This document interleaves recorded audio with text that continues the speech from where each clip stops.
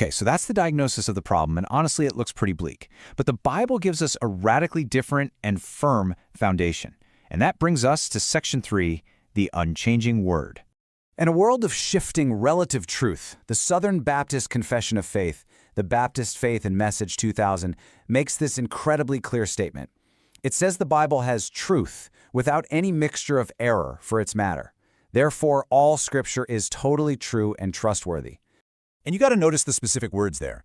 It doesn't say the Bible is mostly true. It doesn't say it's just spiritually true in some kind of vague way. No, it says it is totally true. That is a direct challenge to this whole culture of relativism. And for Christians, this truth isn't just a list of ideas. It's a person. When Jesus declares in John 14:6, "I am the way, the truth, and the life," he's making this profound claim. He's saying that all of reality, everything that is ultimately true, is anchored in him, not in our feelings or whatever the culture thinks is right this week. So, if the Bible is true and Jesus is truth, what are we supposed to do about it?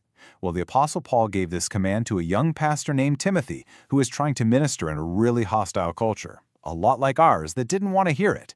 He told him, "Preach the word, be ready in season and out of season." In season and out of season. What on earth does that mean?